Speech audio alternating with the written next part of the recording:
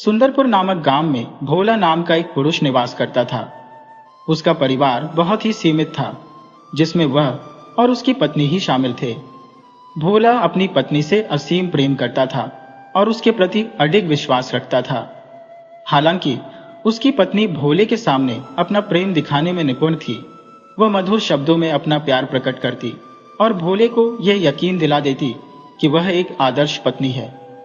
लेकिन उसके हृदय में कुछ और ही विचार पल रहे थे। भोला इस दिखावे को सत्य मानता और यह सोचता कि पूरे गांव में उसकी पत्नी जैसी सती साध्वी स्त्री और कोई नहीं। भोला अपनी पत्नी पर आंख मूंद कर भरोसा करता था और उसके किसी भी कार्य में हस्तक्षेप नहीं करता। उसकी पत्नी को इस बात का भलीभांति ज्ञान था कि उसका पति उसके प्रति समर्पित है और उसे पूर्ण विश्वास करता है। एक रात उसकी पत्नी ने एक स्वप्न देखा।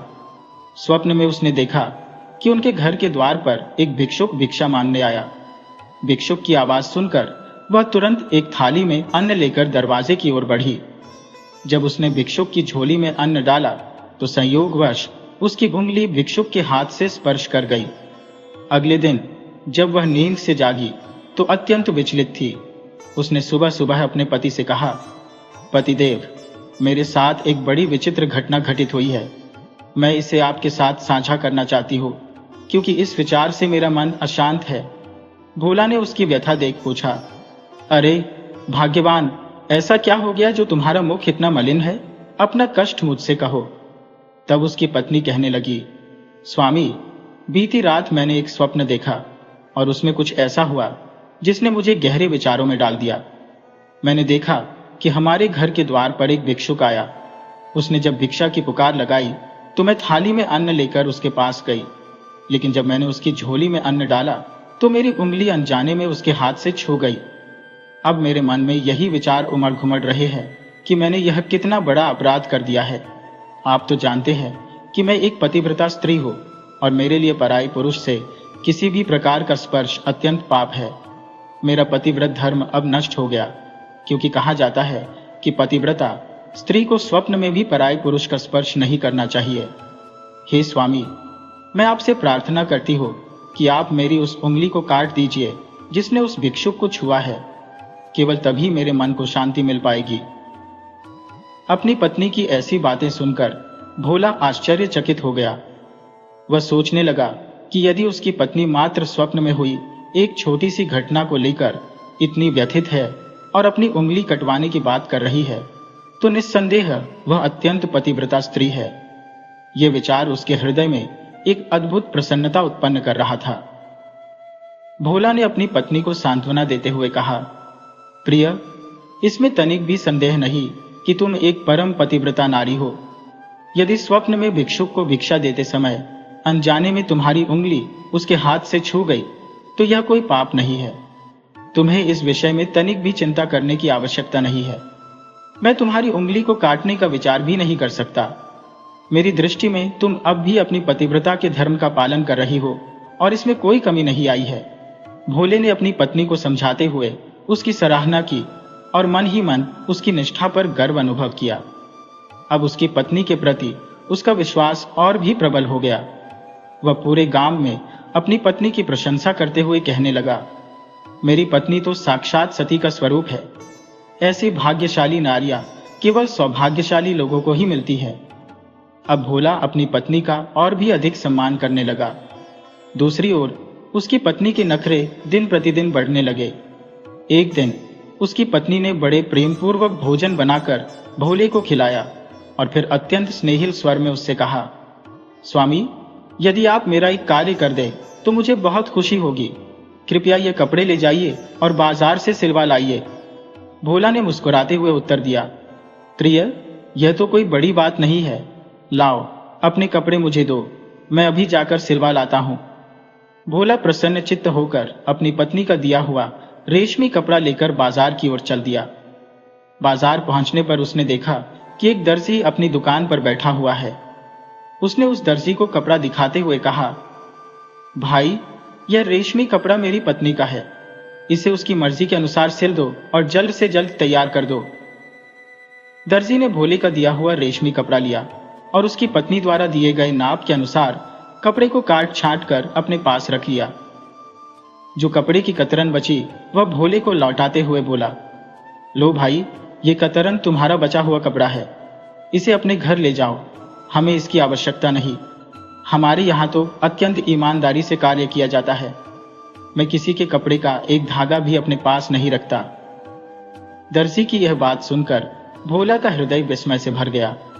वह सोचने लगा, दर्जी तो बहुत देखे हैं, लेकिन इतना सत्यनिष्ठ और ईमानदार दर्जी आज पहली बार देखा है, जो किसी के बचे हुए कपड़े की मामूली कतरन तक को अपने पास रखने से इनकार करता है। आज यह अनुभव हुआ कि संसार में सत्यवादिता और निष्ठा अब भी जीवित है। भोला ने दर्जी से आग्रह करते हुए कहा, दर्जी भाई, मेरी पत्नी के कपड़े तो सिल दीजिए और यह कतरन भी आप अपने पास रख लीजिए। इसे रखने से आप बेईमान नहीं कहलाएंगे। सभी जानते हैं कि आप कितने सच्चे और धर्मपरायण व्यक्ति हैं। दर्जी ने ठहराव से उत्तर दिया, भाई, तुम्हारे लिए मैं अपने उसूल नहीं तोड़ सकता। मेरा यही नियम है कि किसी के कपड़े की बची हुई कतरन भी मैं अपने पास नहीं रखता। पहले यह कतरन अपने पास रखो और बचा हुआ कपड़ा घर ले जाओ, तभी मैं तुम्हारी पत्नी के कपड़े सिलूंगा। भोला ने बार बार समझाने का प्रयत्न किया, लेकिन दर्जी अपने निर्णय पर अड़िग रहा। अंततः भोला ने कतरन अपने पास रखी और उदासी भरी कदमों से अपने घर की ओर चल पड़ा। घर लौटते समय भोला सोचने लगा, इस संसार में एक से बढ़कर एक ईमानदार लोग हैं। यह दर्जी तो मेरी पत्नी से भी अधिक धार्मिक प्रतीत होता है। वह रोजाना लोगों के कपड़े सिलता है, लेकिन बचा हुआ एक धागा तक अपने पास नहीं रखता। मैं तो यही मानता था कि यह कलयुग है, जहां ईमानदार लोग ढूंढे नहीं मिलते, लेकिन यहां तो ऐसा लगता है कि सतयुग अब भी जीवित है। यही विचार करते करते भोला अपने घर पहुंचा, लेकिन घर के हालात देखकर वह दंग रह गया। चारों ओर सामान बिखरा पड़ा था। संदूक खुले हुए थे, अलमारी के दरवाजे भी अध खुले थे। इस बिखरे हुए घर में न तो उसकी पत्नी का कोई अता पता था और न ही कोई स्पष्ट कारण। भोला चिंताग्रस्त होकर सोचने लगा, यह सब किसने किया होगा और मेरी पत्नी कहाँ गई होगी? अभी तो उसने मुझे कपड़े सिलवाने के लिए बाजार भेजा था। यह सब क्या हो रहा है? उसने हर कोने में अपनी पत्नी को ढूंढने का प्रयत्न किया, लेकिन उसका कहीं भी कोई निशान नहीं मिला। बेचैनी और आशंका से भरा भोला पड़ोसी के पास गया और उनसे पूछा, भाई, मेरी पत्नी ने मुझे कपड़े सिलवाने भेजा था, लेकिन जब मैं वापस लौटा तो न उसे घर में पाया और न ही घर की स्थिति सामान्य दिखी। क्या आपको कुछ पता है कि वह कहाँ गई होगी? क्या आपने उसे कहीं देखा है? पड़ोसी ने कहा, हाँ भाई, तुम्हारे आने से कुछ समय पहले ही मैंने तुम्हारी पत्नी को देखा था। वह 2 बड़े बड़े थैले अपने साथ लेकर कहीं जा रही थी, लेकिन मुझे यह ज्ञात नहीं कि वह कहाँ गई। वैसे मामला क्या है? क्या उसने तुम्हें बताकर नहीं छोड़ा? अभी तो 4 दिन पहले ही तुम लोग यहाँ आए हो। क्या इतनी जल्दी उसने मायके जाने का निर्णय कर लिया? क्या तुम दोनों के बीच कोई विवाद हुआ है? इसके बाद पड़ोसी ने भोला को ढांढस बंधाते हुए कहा, खैर, चिंता करने की कोई आवश्यकता नहीं है। अधिक से अधिक वह अपने मायके ही गई होगी। 2-4 दिन में लौट आएगी। तुम परेशान मत हो। भोला ने निराश होकर कहा, अरे भाई, अगर वह कहीं गई होती तो कम से कम मुझे सूचित तो करती। वह तो मुझसे पूछे बिना पानी तक नहीं पीती। और मायके की बात कर रहे हो तो उसका तो कोई मायका है ही नहीं। मैंने भी आज तक उसका मायका नहीं देखा। अभी तो 2 महीने पहले ही हमारी भेंट हुई थी। इसके बाद भोला अपने पड़ोसी को अपने साथ घर ले आया। जब पड़ोसी ने घर की स्थिति देखी तो वह स्तब्ध रह गया। हर ओर सामान बिखरा पड़ा था। संदूक खुले हुए थे, ताले टूटे हुए थे। जो भी कीमती सामान, गहने जेवर और नकदी थी, वह सब गायब थी। पड़ोसी ने गहरी सोच में डूबते हुए पूछा, भोला, एक बात बताओ, तुम कह रहे थे कि तुम्हारी पत्नी का कोई मायका नहीं है, तो फिर वह तुम्हें कहाँ और कैसे मिली थी? क्या तुम्हारा उससे विधिवत विवाह हुआ था? भोला ने धीरे धीरे सारी बात बताई। भाई, असल बात यह है कि जब मैं तीर्थ यात्रा के लिए बनारस गया था, तब वह मुझे वहां मिली थी। वह बहुत मीठी मीठी बातें करती थी, जिनमें सादगी और आकर्षण था। उसने कहा था कि वह अनाथ है, बिन माँ बाप की बेटी और कुंवारी है।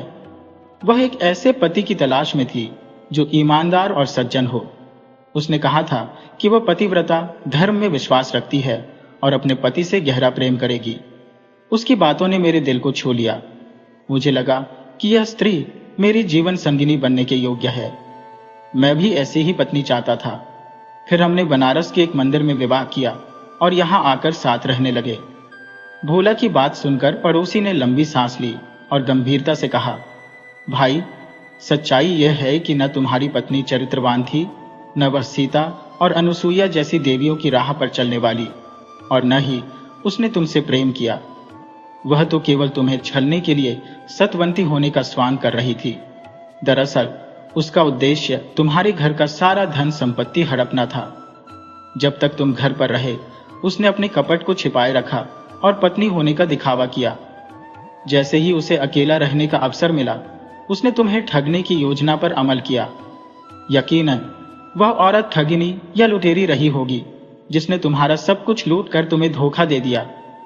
पड़ोसी की बात सुन भोला ने कहा, मित्र, मैं कैसे मान लूं कि उसने मुझे ठगा है? आज सुबह ही तो उसने मुझे बताया था कि रात उसने एक विचित्र सपना देखा। सपने में एक भिखारी दरवाजे पर आया। जब वह उसे भिक्षा देने गई तो भिखारी की उंगली से उसकी उंगली छू गई। वह कहने लगी कि मेरी यह उंगली अब अपवित्र हो गई है, आप इसे काट दीजिए।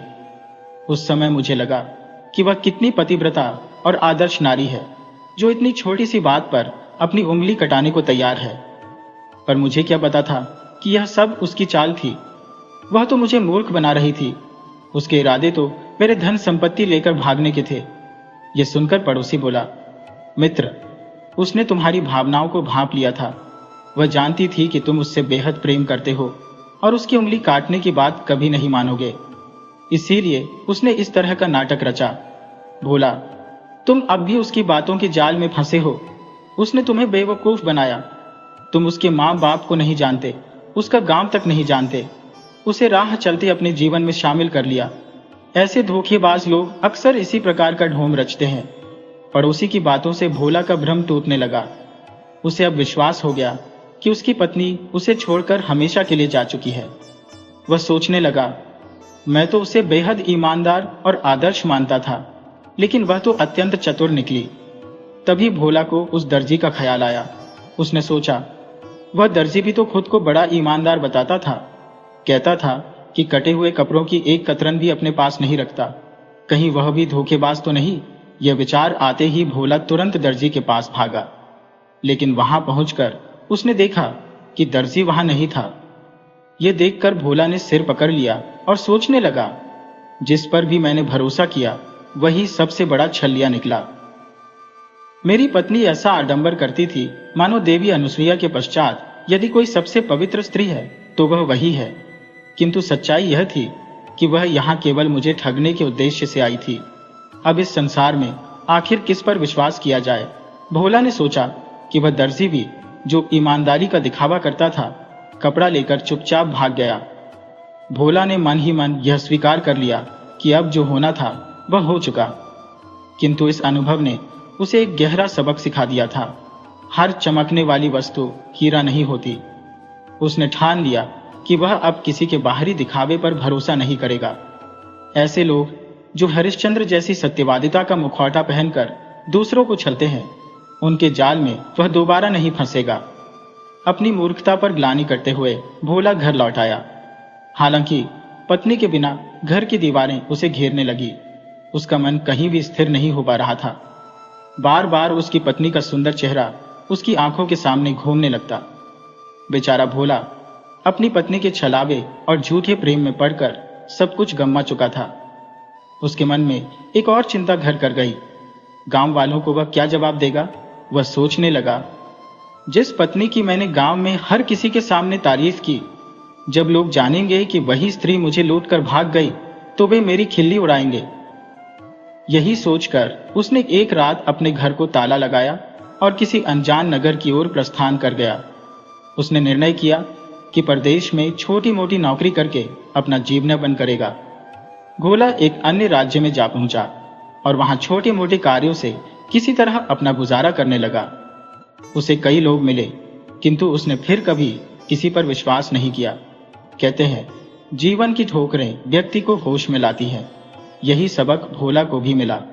ठोकरों से सबक लेते हुए भोला एक दिन एक ऐसे राज्य में जा पहुंचा जहां का राजा अत्यंत विचलित था। दरअसल उस राज्य में छोटे बच्चों की चोरी की घटनाएं बढ़ गई थी। राजा और उसकी सेना लाख कोशिशों के बाद भी उन अपराधियों का पता नहीं लगा पा रहे थे। आखिरकार राजा ने पूरे राज्य में एक घोषणा करवाई, जो कोई भी बच्चों को चुराने वाले चोर को पकड़ कर लाएगा उसे मनचाहा इनाम दिया जाएगा। जब भोला ने यह सब सुना तो बिना किसी देरी के वह तुरंत राजा के दरबार में पहुंचा और बोला, महाराज, मैं आपके राज्य में बच्चों को चुराने वाले अपराधी को पकड़ सकता हूं। राजा ने गंभीरता से कहा, यदि यह सत्य है तो तुम्हें मुंह मांगा इनाम दिया जाएगा, लेकिन यदि असफल रहे तो तुम्हें काल कोठरी में सड़ने के लिए तैयार रहना होगा। भोला ने उत्तर दिया, महाराज, आप मेरी चिंता छोड़ दें, मगर मेरी 2 शर्तें माननी होंगी। पहली, मुझे कुछ सिपाही चाहिए जो मेरी सुरक्षा करें और जिन्हें मैं जिस पर आदेश दूं उसे तुरंत गिरफ्तार करें। दूसरी, मैं जिसे पकड़ने को कहूं उसे बिना प्रश्न किए हिरासत में लिया जाए। राजा ने उसकी शर्तों को स्वीकारते हुए कहा, ठीक है, तुम्हारी बातों का पालन होगा। राजा ने तुरंत कुछ सैनिक भोला के साथ नियुक्त कर दिए। इसके पश्चात भोला ने नगर भर में चौकसी शुरू कर दी और बच्चा चोर की खोज में जुट गया। 1 सप्ताह का समय यूं ही बीत गया, लेकिन चोर का कोई अता पता नहीं चल सका। फिर एक दिन जब भोला अपने सैनिकों के साथ नगर के बाजार में घूम रहा था, उसने देखा कि राजा का राजगुरु कुछ लोगों के साथ वहां से गुजर रहा था। राजगुरु के चारों ओर भीड़ जमा थी। लोग उसे प्रणाम कर रहे थे और वह छोटे छोटे बच्चों को मिठाइयां बांट रहा था। बच्चे भी अत्यंत प्रसन्न होकर मिठाइयां खा रहे थे और राजगुरु उन पर स्नेह लुटा रहा था। भोला को यह देखकर संशय हुआ। उसके मन में विचार आया, राजगुरु इस समय बाजार में इस प्रकार क्यों भ्रमण कर रहा है और बच्चों को इतने प्रेम पूर्वक मिठाइयां बांटने का प्रयोजन क्या है? कहीं यह व्यक्ति भी मेरी पत्नी की भांति दिखावे के आडंबर में छिपा ठग न हो? उसने सोचा, हो सकता है ये लोगों के विश्वास का अनुचित लाभ उठा रहा हो। जैसा मैं अपनी पत्नी को पहचान नहीं पाया, वैसे ही यहाँ के लोग इसे पहचानने में असमर्थ हो। भोला ने तत्काल अपने सैनिकों को आदेश दिया, अब से तुम सभी अपनी सैनिक वर्दी उतारकर साधारण वेशभूषा धारण करो। हमें राजगुरु की गतिविधियों पर कड़ी निगरानी रखनी होगी। इसके बाद भोला अपने आदमियों के साथ दिन रात राजगुरु के घर की टोह लेने लगा। इस दौरान उसने देखा कि राजगुरु के निवास पर विभिन्न लोगों का आना जाना लगा रहता था। इनमें से कुछ लोग उसे अत्यधिक संदिग्ध प्रतीत हुए। उनके हाव भाव से यह स्पष्ट होता था कि वे साधारण लोग नहीं थे। 2 रातों के बीत जाने के बाद एक गहरी काली रात की घटना है। भोला अपने साथियों संग राजगुरु की आवास की चौकसी कर रहा था। उसने देखा कि रात के घने सन्नाटे में 2 छायादार व्यक्तित्व बड़ी चतुराई से राजगुरु के घर में प्रवेश कर रहे थे। उनके कंधों पर एक भारी भरकम बोरी थी। इस दृश्य को देखते ही भोला के मन में शंका जाग उठी। ये कौन लोग हैं जो इतनी रात को बिना किसी रोक टोक के बोरी लेकर भीतर जा रहे हैं? कहीं यह बोरी मासूम बच्चों से भरी तो नहीं? भोला ने यह सोचते हुए अपने साथियों को सतर्क किया। जैसे ही वे दोनों संदिग्ध व्यक्ति राजगुरु के घर के भीतर पहुंचे, भोला ने तुरंत अपने सैनिकों को संगठित किया। सभी ने अपने शस्त्र थामे और राजगुरु के घर पर धावा बोल दिया। जैसे ही भोला और उसके सैनिक अंदर पहुंचे, सामने का दृश्य अत्यंत चौंकाने वाला था। राजगुरु स्वयं वहां खड़े थे और वह दोनों व्यक्ति जो बोरी लेकर आए थे उसे पलट रहे थे। बोरी से एक बेहोश बच्चा निकला। यह दृश्य देखकर भोला को सारी गुत्थी समझते देर न लगी। उसने अपनी आवाज में कड़ाई लाते हुए सैनिकों को आदेश दिया, इन सबको तुरंत हिरासत में लिया जाए। सैनिकों ने बिना विलंब किए राजगुरु और उसके दोनों साथियों को गिरफ्तार कर लिया। भोला ने जब कठोरता से राजगुरु से इस कृत्य का रहस्य पूछा तो राजगुरु के चेहरे से नकाब हट गया। उसने स्वीकार किया, हाँ, मैं इन बच्चों को नगर से अपहरण करवाता हूँ। मेरी तांत्रिक साधना के लिए 21 बच्चों की बलि आवश्यक थी।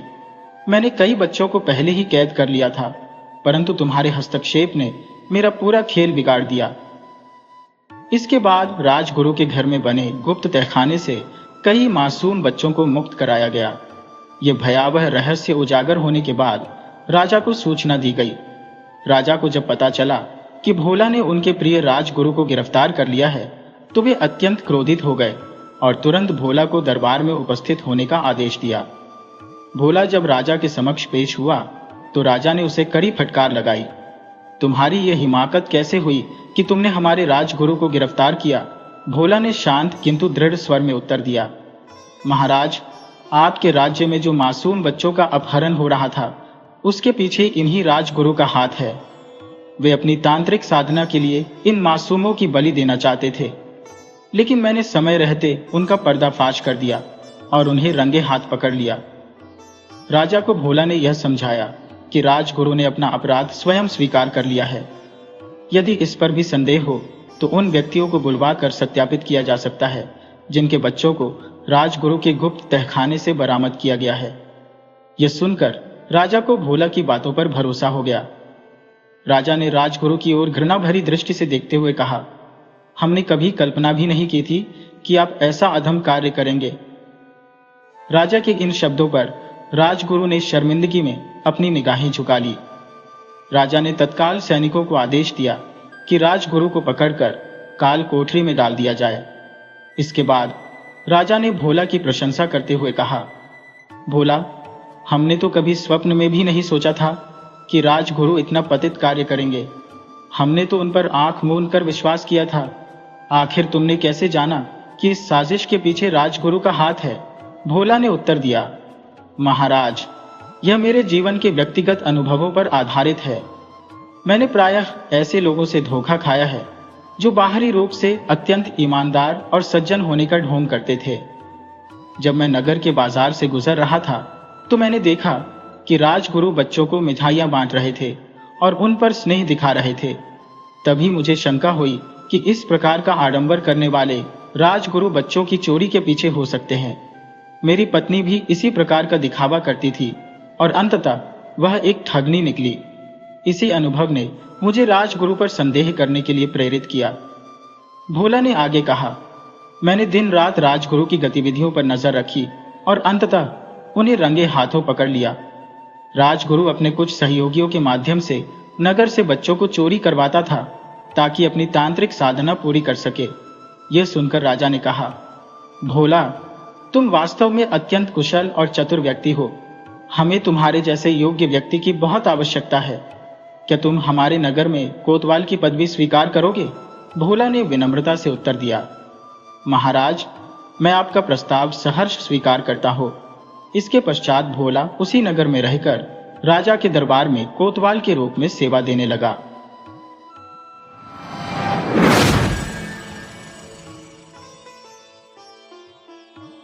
बहुत दिनों की बात है। एक शहर में एक आदमी रहता था। कुछ समय बाद उसकी पत्नी की मृत्यु हो गई। उसकी एक बेटी थी जिसका नाम टाम था। बाप बेटी दोनों आराम से रहते थे। एक दिन उस आदमी ने दूसरा विवाह करने का फैसला कर लिया। उसका विवाह तो हो गया, परंतु उसकी दूसरी पत्नी बहुत चालाक निकली। कुछ ही दिनों में सौतेली माँ ने टाम के साथ बुरा बर्ताव करना शुरू कर दिया। वह टाम से सारा दिन काम करवाती और एक पल के लिए भी उसे खाली नहीं बैठने देती थी। इस पर भी कई बार वह टाम को भोजन न देती और वह बेचारी बिना कुछ बोले भूखी सो जाती। इधर टाम की सौतेली माँ के यहाँ एक कन्या ने जन्म लिया। उसका नाम काम रखा गया। टाम अपनी छोटी बहन से बहुत प्रेम करती थी, पर उसकी माँ को यह भी अच्छा नहीं लगता था। वह जब टाम को अपनी लाडली बेटी काम के साथ बैठे देखती तभी गुस्से में आकर कहने लगती, जाओ यहाँ से, सुबह से यहाँ बैठी क्या कर रही हो? कुछ दिनों बाद टाम के पिता की मृत्यु हो गई। अब तो उसकी माँ का व्यवहार और खराब हो गया। टाम को इतने बड़े मकान में रसोई घर के साथ वाला एक गंदा सा स्टोर मिला हुआ था। वह वहीं उठती बैठती और वहीं सोती। उस मकान के दूसरे कमरों में जाने की उसे मनाही थी। बस सफाई करने के लिए वह वहां जा सकती थी। टाम को बहुत काम करना पड़ता था। सारे घर की सफाई करती, कपड़े साफ करती, फर्श रगड़ रगड़ कर धोती और सारे घर का भोजन बनाती। भैंस को नहलाना, चारा डालना, लकड़ी काटना, कुएं से पानी लाना, बहुत से काम उस सुकुमार कन्या को करने पड़ते। काम करते करते कई बार तो वह बहुत थक जाती, परंतु किसी से शिकायत न करती। एक दिन सौतेली माँ ने टाम और काम से कहा, जाओ आज मछली पकड़ कर लाओ। जो टोकरी भरकर मछली नहीं लाएगी उसको मार पड़ेगी और रात को उसे भोजन भी नहीं मिलेगा। टाम जानती थी कि यह चेतावनी केवल उसी के लिए है। काम को न तो मार ही पड़ सकती थी और न भोजन के बिना वह रह ही सकती थी। टाम सुबह से शाम तक तालाब के किनारे बैठी रही। उसने मछलियों से अपनी टोकरी भर ली, परंतु काम सारा दिन इधर से उधर घूमती रही। उसने सारा समय नाच गाने और फूल तोड़ने में खो दिया। सूर्य के अस्त होने तक काम ने मछली पकड़ना शुरू ही नहीं किया था। काम ने जो ही अपनी बहन टाम की टोकरी मछलियों से भरी हुई देखी तो उसे एक तरकीब सूझी। वह कहने लगी, देखो बहन, तुम्हारा चेहरा धूल से भर गया है, तुम इस निर्मल जल में स्नान क्यों नहीं कर लेती? माँ, तुम्हारा चेहरा इतना गंदा देखेगी तो क्या कहेगी? टाम को यह सलाह अच्छी लगी। वह उधर स्नान करने के लिए तालाब में घुसी और इधर काम ने उसकी मछलियां अपनी टोकरी में डाल ली और टोकरी उठाकर जल्दी से घर भाग गई। जब टाम ने यह देखा कि उसकी मछलियां काम उठाकर ले गई है तो वह बेचारी वहीं जोर जोर से रोने लगी।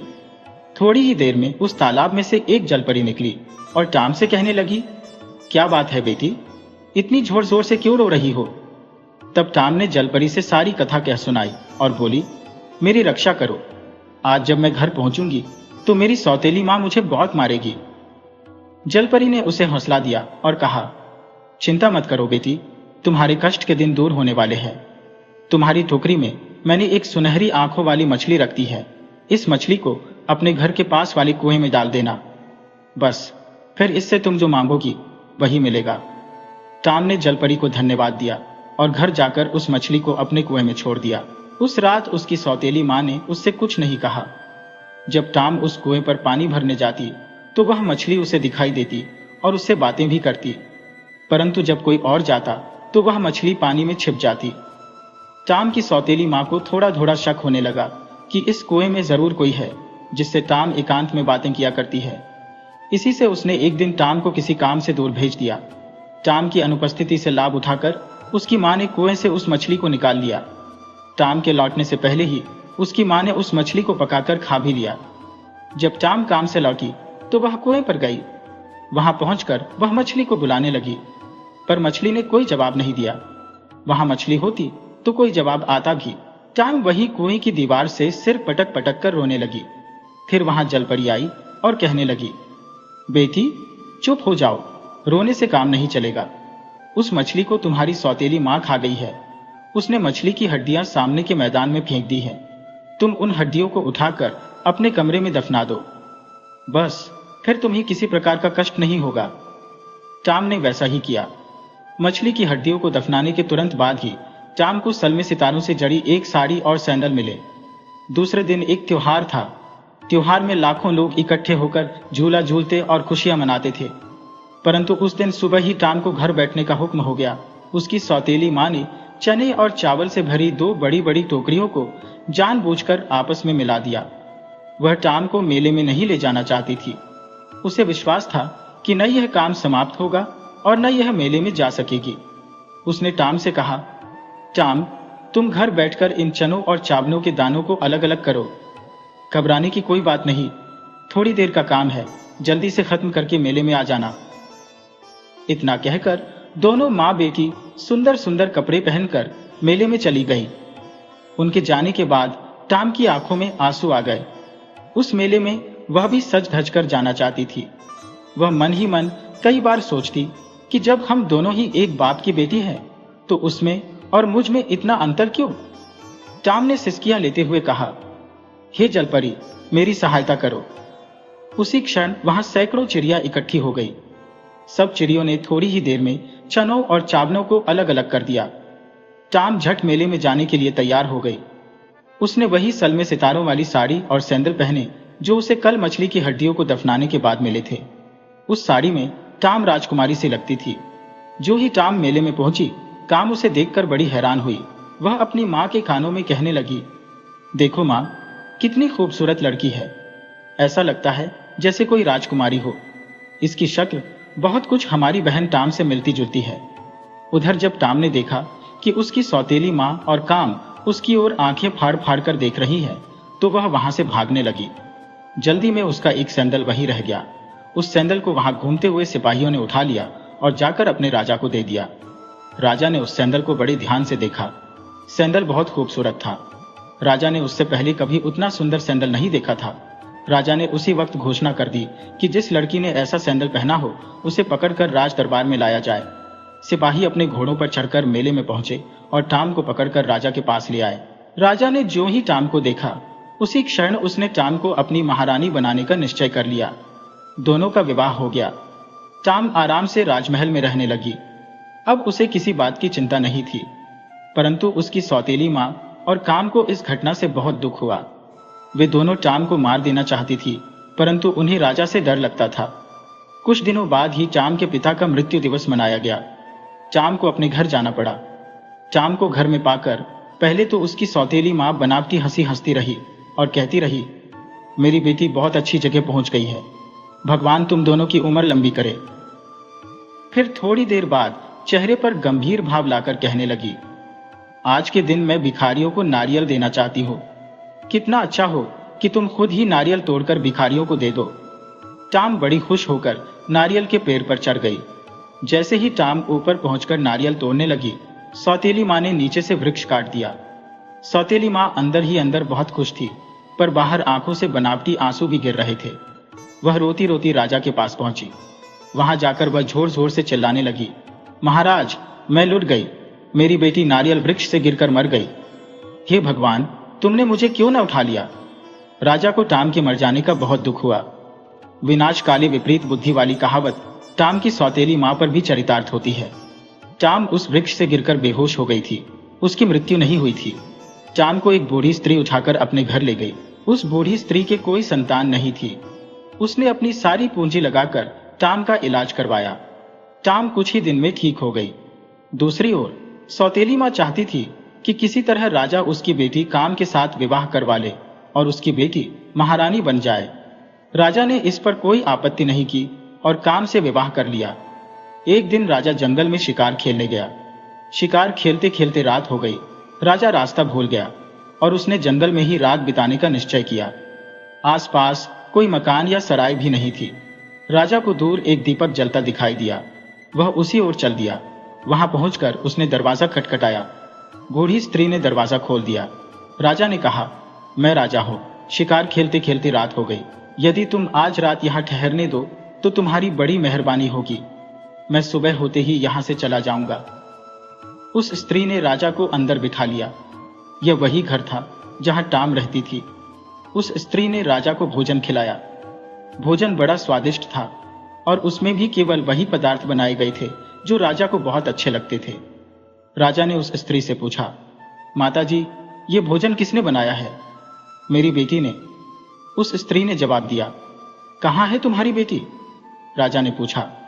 बूढ़ी स्त्री ने टाम को राजा के सामने खड़ा कर दिया और कहा, ये रही मेरी बेटी।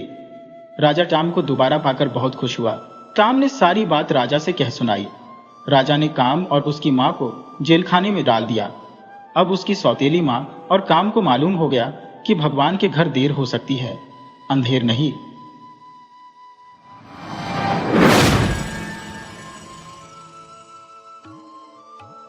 बात उस युग की है जब यूनान की बागडोर साम्राज्य के हाथों में थी। वहां का सेनापति एक बहादुर सामंत था जिसका नाम डिमित्रियोस था। वह वीर, नेकदिल, साहसी और देश प्रेमी नवयुवक था। कोई भी शासक उसके भरोसे देश की सुरक्षा को छोड़कर निश्चिंत हो सकता था। इसके साथ साथ वह शाही प्रेमी भी था। साम्राज्य उससे प्यार करती थी। वह साम्राज्य और अपने देश दोनों के प्रति पूर्ण समर्पित और वफादार था। उसके हाथों की कोमल उंगलियां जब सम्राज्ञी के सुनहरे बालों को सहलाती तो उस स्पर्श के जादू से उसका पूरा शरीर तरंगित हो उठता। मगर यही उंगलियां जब तलवार की मूठ पर कस जाती तो शत्रु के कलेजे हिल जाते। उसका दिल साम्राज्य के प्यार में सारा बोर था, प्रेम रस से लबरेज। मगर जब बात देश की सुरक्षा की होती तो यही प्रेम पगा दिल वज्र का हो जाता था। देश उसकी दिलेरी वीरता और देशभक्ति का लोहा मानता था। प्रजा को उस पर पूर्ण विश्वास था। उसका हर जगह सम्मान होता था। वह यूनान की सभी नवयौवनाओं का आदर्श पुरुष था। किसी खास मौके पर जब वह अपने काले रंग के अरबी घोड़े पर सवार होकर यूनान की गलियों से गुजरता तो नवयुवतियां उसकी एक झलक पाने को बेचैन हो जाती थी। वे अपने घरों की छतों, खिड़कियों, वातायनों एवं छज्जों पर खड़ी होकर आतुरता से गलियों में देखती ताकि उसकी एक झलक पा सके। यही दिमित्रियोस जब हथियार बंद होकर देश की सीमाओं पर गश्त के लिए निकलता तो पड़ोसी देशों की सेनाओं के सेनापति भय से दहल जाते थे। अद्भुत बेमिसाल व्यक्तित्व का स्वामी था सेनापति दिमित्रियोस। नगर में अमीरिया नाम की एक लोक नर्तकी नगरवधू रहती थी। राजधानी के बड़े बड़े अमीर उमराव, छोटे बड़े सामंत, धनी रईस, बड़े सरकारी अधिकारी मनोरंजन एवं मौज के लिए इधर आते थे। अमीरिया अप्रतिम सौंदर्य की मलिका थी। उसके पास नर्तकियों का पूरा समूह था। उसकी बड़ी तमन्ना थी कि एक बार सेनापति भी उनकी नृत्यशाला में नृत्य देखने आते, मगर सेनापति ने कभी उस तरफ मुंह करके भी नहीं देखा। अमीरिया ने अभिसारिका बनकर नारी सुलभ आचरण को छोड़कर अपनी ओर से पहल करते हुए सेनापति को रंगशाला में आने का निमंत्रण भेजा, मगर सेनापति ने वहां जाना उचित नहीं समझा। अमीरिया ने दूसरी बार फिर अपना एक सेवक भेजकर सेनापति को रंगशाला में आने का अनुरोध किया। सेनापति फिर टाल गए।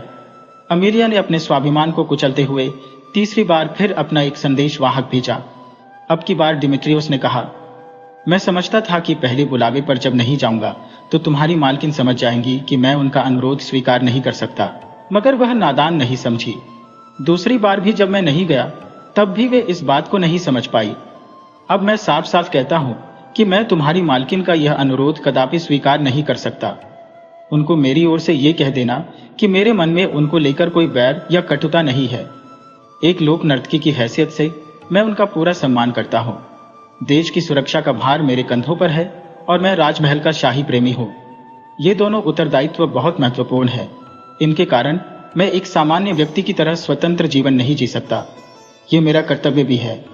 अपनी मालकिन से कहना कि मैं अवहेलना के लिए क्षमा प्रार्थी हूँ, सेनापति ने विनम्रता से कहा। सेनापति का उत्तर सुनकर अमीलिया का नारीत्व आहत हो गया। उसे लगा कि सेनापति ने कटा सा जवाब देकर मेरे आत्माभिमान पर आघात किया है। उसका अहम चाट खाकर जाग उठा था। सेनापति कभी कभी अपने घोड़ों को नदी में नहलाने के लिए लेकर जाता था। एक दिन सेनापति घोड़े लेकर आया तो देखा कि अमीलिया व उसकी सखियों के तंबू पहले से ही किनारे पर लगे हुए थे। वे भी जल के लिए यहां आई हुई थी। सामना होने पर अमीलिया मोहक अंदाज में बोली, देश के रक्षक और शाही प्रेमी को इस अदनासी नर्तकी का सलाम कबूल हो। सलाम का उत्तर देते हुए सेनापति ने पूछा, कैसी हो अमीलिया? ठीक हूं जनाब, लगता है आप घोड़े नहलाने के लिए आए हैं, मगर यह स्थान तो हमने पहले से घेर लिया है। आपसे से सवाल का जवाब चाहती हो, फिर यहां से चली जाऊंगी। अपना सारा तामझाम उठा ले जाऊंगी। सेनापति बोले, बोलो क्या पूछना चाहती हो? तुम्हें अपना सवाल पूछने की पूरी आजादी है। बस मुझे इतना बता दीजिए कि राजमहल में आप अपनी इच्छा से कब गए थे? सत्य बताइएगा सेनापति जी। अपनी इच्छा से तो कभी नहीं गया अमीलिया। मेरी इच्छा का तो कोई मतलब नहीं है। जब सम्राज्ञी बुलाती है तभी जाता हूं। तो इसका मतलब आपकी कोई तमन्ना, कोई चाहत या अरमान है ही नहीं। यदि कोई चांदनी रात, बसंती हवा, मधुर संगीत किसी का साथ पाने को बेचैन कर दे तब क्या होता है, कैसा लगता है? सेनापति डिमित्रियोस की चेतना पर मानो हथौड़े पड़ने लगे। मैं कौन हूं? हुकुम का गुलाम, सम्राज्ञी के आदेशों पर नाचने वाला पुतला। सीमाओं की रक्षा करना मेरी जिम्मेदारी, मेरी ताकत का प्रयोग देश की रक्षा के लिए, और मेरी इच्छा, मेरे अरमान। अमीलिया के एक सवाल ने सेनापति के सोचने की दिशा की बदल डाली थी। उसके चेहरे पर चिंता व उलझन के भाव साफ दिखाई दे रहे थे। जिस निजी सुखों को वह भूल गया था, अमीलिया के सवाल ने सब फिर से याद दिला दिया था। एक रात सेनापति बिना बताए अमीलिया की नृत्यशाला की महफिल में हाजिर हो गया। अमीलिया के संकेत पर सेविकाओं ने उस पर फूलों की वर्षा की। सुगंधित इत्र छिड़का गया, मनमोहक सुगंध वाला शरबत पेश किया गया, फिर आकर्षक एवं उत्तेजक नृत्य का आयोजन किया गया। डिमित्रियोस एक अलग दुनिया में था। वह अब अमीलिया पर मोहित हो चुका था। मैं तुम्हें पाना चाहता हूं अमीलिया, बोलो क्या कहती हो? हम देह के व्यापार को प्रमुखता नहीं देते सेनापति। यदि कभी देह देने की बात आ भी जाए तो हम पैसा नहीं उपहार लेते हैं। तो तुम कैसा उपहार चाहती हो अमीलिया? मैं तुम्हें मनचाहा उपहार लाकर दे सकता हूं। बहके हुए डिमित्रियोस ने कहा, 3 चीजें, एक हार, एक कंघी और एक आईना। ठीक है, अगली बार ये तीनों उपहार लेकर ही तुम्हारे पास आऊंगा। अब मुझे जाना होगा अमीलिया। ठीक है, मगर जाने से पहले मैं आपके सामने कुछ और बातें स्पष्ट कर देना चाहती हूँ, ताकि आप हमें भली भांति समझ सकें और किसी प्रकार की गलतफहमी का शिकार ना हो। इसलिए आप संयत होकर हमारी बात सुनिए। अमेलिया ने कहा। दिमित्रियोस सावधान हो गया। देखिए, हमारी नृत्यशाला का प्रमुख कार्य है नाच व गाना गाकर लोगों का मनोरंजन करना। फिर यहाँ मधुशाला भी बना दी गई, इसलिए यहाँ हर तरह के लोग आने लगे। लोक नर्तकी होने के कारण मैं किसी को रोक नहीं सकती। फिर हमारे पास कुछ ऐसी युवतियां भी आने लगी जो अर्थाभाव के कारण मदिरा पीकर बहकने वाले लोगों के साथ रात बिताने को तैयार थी। इस तरह यहाँ ऐसे लोग भी आते हैं जो मदिरा पीते हैं, इन युवतियों को मुद्रा देकर अपना संयम खोटा करके निकल जाते हैं। ऐसे लोगों का यहाँ कोई स्वागत सत्कार नहीं होता। यहाँ पर जो नर्तकी है वे लोगों के सामने अपनी नृत्य कला व संगीत कला का प्रदर्शन करती है। कला प्रेमी सम्य दर्शक उनकी कला की प्रशंसा करते हैं, इससे उनको आत्मसंतोष मिलता है। कभी कभी दर्शक खुश होकर कोई उपहार भी दे देते हैं तो नर्तकियां उसे स्वीकार कर लेती है, मगर वे न तो किसी से कुछ मांगती है और किसी से उपहार की अपेक्षा करती है। ऐसा करना उनकी कला की मर्यादा का अपमान समझा जाता है। रही बात मेरी, तो सच ये है कि मैंने आज तक किसी का कोई उपहार स्वीकार नहीं किया है। मैंने निश्चय किया था कि मैं उस व्यक्ति का उपहार स्वीकार करूंगी जिसे मेरा दिल स्वीकार करेगा। मेरे पास बड़े से बड़े धुरंधर एक से बढ़कर एक उपहार पेश कर चुके हैं, मगर मैंने धन्यवाद सहित अस्वीकार कर दिए। आप पहले व्यक्ति हैं जिससे उपहार लेने के लिए मेरा दिल मुंह से कह रहा है। अमेलिया ने अपनी बात पूरी की। सेनापति उसके मुख से अपने बारे में ऐसे शब्द सुनकर भाव विभोर हो गया। बोला, अगली बार आपके लिए तीनों उपहार लेकर ही यहां आऊंगा। आप असाधारण व्यक्ति हैं सेनापति, अतः उपहार भी असाधारण ही होने चाहिए। अमेलिया मोहक अंदाज में बोली। तो बताइए, किस प्रकार के असाधारण उपहार चाहिए आपको? मैं वैसे ही ले आऊंगा। वादा करते हैं सेनापति? बिल्कुल करता हूं, आप कहिए तो। सेनापति दिमित्रियोस पूरी तरह सम्मोहित हो चुका था। मुझे वह हार चाहिए जो देवी अग्रोदिति की प्रतिमा के गले में है। मुझे वह कंघी चाहिए जो मुख्य चर्च के पादरी की पत्नी अपने जोड़े में हमेशा लगाकर रखती है। मुझे वह आईना चाहिए जो राजनर्तकी अपने श्रृंगार में प्रयोग करती है। अमेलिया ने सधे हुए शब्दों में कहा। दिमित्रियोस अंधा हो गया था। एक बार तो वह इन अनोखी मांगों को सुनकर चकराया, मगर फिर संकल्प किया कि वह ये तीनों उपहार अति शीघ्र अमेलिया को भेंट करेगा। देवी अग्रोदिति की प्रतिमा के गले में जो हार था वह सरकारी संपत्ति था। उसे न मांगकर लिया जा सकता था, न खरीदा जा सकता था। उसे केवल चुराया जा सकता था, इसके अलावा कोई विकल्प नहीं था। सेनापति पर अपनी इच्छा से कुछ करने व अमेलिया को पाने का जनसवार था। उसने देवी की प्रतिमा के गले से हार चुराया और छिपा कर रख लिया। सुबह होते ही देवी अग्रोदिति की प्रतिमा के गले से हार चोरी होने का समाचार जंगल की आग की तरह फैल गया। शहर कोतवाल को चोर पकड़ने की जिम्मेदारी सौंपी गई। अब सेनापति ने चर्च के आसपास घूमना आरंभ कर दिया। एक रात उसने देखा पादरी की पत्नी चांदनी रात में चर्च के सामने वाले बागीचे में घूम रही थी। वह अचानक उसके सामने आ गया। सेनापति को अपने सामने देखकर वह भौंचक रह गई। अरे आप! उसके मुंह से अनायास ही ये शब्द फूट पड़े। हाँ, श्रीमती जैनिया, सेनापति हो ना। देश की सीमाओं पर गश्त करते करते कभी अंदर भी झांक लेता हूं। संयोगवश आपसे भेंट होनी थी, इसलिए शायद यहां आ निकला। बड़े अपनेपन से उसने पादरी की पत्नी के कंधे पर हाथ रखा। जेनिया अभिभूत थी। जिसकी एक झलक पाने को यूनान की सुंदरिया तरसती थी, वह आज ठीक उसके सामने खड़ा था। वह उस मादक मदहोश कर देने वाले हाथ के स्पर्श से सिहर उठी। वह एक खुमारी जैसी स्थिति में आ गई। उसके शब्द मुंह में जैसे बर्फ हो गए। वह मानो सपना देख रही थी। आओ थोड़ी देर कहीं बैठ जाते हैं। सेनापति ने मौन तोड़ा। वह यंत्र चलित सी उसके पीछे चलती गई। एक संगमरमर की बेंच पर दोनों बैठ गए। अचानक दिमित्रियोस ने उसे अपने अंक में खींच लिया। वह मादकता में डूबती चली गई। सेनापति एक योद्धा था। उसे पता था आघात कहां करना है। उसने सधे हुए बलिष्ठ हाथों से गला दबाया। जेनिया पल भर में ही शांत हो गई। उसने जोड़े में नस से कंघी निकाली। बड़ी नजाकत से जैनिका के शव को बेंच पर लिटाया। लाश के माथे पर चुंबन अंकित करके वहां से निकल गया। अब वह राजनर्तकी के महल में गया। वह सबका विश्वास पात्र था। कहीं भी जाना, खाने में नशीला पदार्थ मिलाना उसके लिए कोई बड़ी बात नहीं थी। नशे में डूबी नर्तकी के श्रृंगार कक्ष में आईना चोरी हो गया। लगातार 3 आपराधिक वारदातों ने साम्राज्य को विचलित कर दिया। उसने सेनापति के सामने चिंता प्रकट की।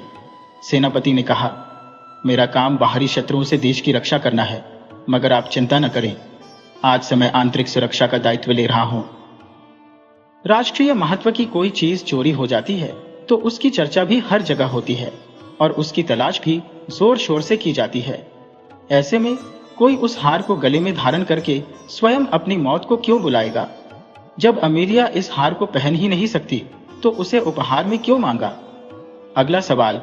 श्रीमती जेनिया नदर की प्रतिष्ठित महिला थी। उसकी हीरे जड़ी सोने की कंघी के बारे में सब जानते थे। उसके जोड़े से कंघी निकालना, या तो मैं उसकी हत्या करूंगा या पकड़ा जाऊंगा। अमेलिया ने सब पहले से ही सोच लिया था। मैं हत्यारा बन गया। क्या कोई किसी लाश से उतरा कपड़ा या जेवर पहन सकता है? कदापि नहीं। फिर उसने ऐसा उपहार क्यों मांगा? मुझसे हत्या जैसा अपराध करवाने के लिए। ओह, कहां चल दिया था मैं। तीसरा प्रश्न। राजनर्तकी का आईना। दोनों हमपेशा थी। कभी कभी किसी विशेष अवसर पर दोनों का सामूहिक नृत्य भी होता था। एक ही पेशे से जुड़ी होने के कारण उनका अक्सर मिलना जुलना भी होता रहता था। ऐसे में उस आईने को अमेलिया अपने प्रयोग में कैसे ला सकती थी, जबकि उसके पकड़े जाने का डर था? ओह, तो योजना यह थी कि या तो मैं आईना चुराऊंगा या चुराते हुए पकड़ा जाऊंगा। दोनों स्थितियों में प्रतिष्ठा तो मेरी ही गिरनी थी। आखिर क्या चाहती थी अमेलिया? दिमित्रियुस का दिमाग सनसना उठा। कुछ समय के लिए वह अपना मूल चरित्र खो अवश्य बैठा था, मगर था तो वह योद्धा ही, हर पल सचेत, सजग व सावधान देश का सच्चा प्रहरी। अब वह अपने मूल स्वरूप को पा चुका था। वह एक निर्णय ले चुका था। उसके चेहरे पर सुकून था। अगली शाम उसने सामंतों जैसी नागरिक पोशाक धारण की। तीनों चीजों को लाल रेशमी थैली में डाला। अपने शानदार अरबी घोड़े पर सवार होकर वह अमेलिया की महफिल में उपस्थित हो गया। उसका शानदार स्वागत हुआ। लाल गोटे की किनारी वाले मनसद पर उसे बिठाया गया। अमेलिया उसके साथ बैठी। देखो अमेलिया, यह रेशमी थैली। अपने वायदे के अनुसार मैं तीनों उपहार लेकर उपस्थित हूं, मगर यह उपहार स्वीकार करने से पहले तुम्हें भी मेरी एक बात स्वीकार करनी होगी। वचन देती हो जैसे मैंने दिया था? हाँ, मैंने वचन दिया। बोलो, क्या करना है मुझे? अमेलिया बोली, तुम्हें अपने गले में देवी अग्रोदिति का हार धारण करना होगा। अपने जुड़े में श्रीमती जेनिया की कंघी लगानी होगी। हाथ में राजनर्तकी का आईना पकड़कर महफिल में नृत्य करना ही आगा। सेनापति के संयत शब्दों में अपनी बात पूरी की। मगर तुम तो मुझे पाना चाहते थे, अमेलिया ने कहा। उसे चेहरे पर बेबसी छा गई। तुमको तो मैं पा चुका, यकीनन पूरी तरह से पा चुका हूं, सेनापति ने कहा।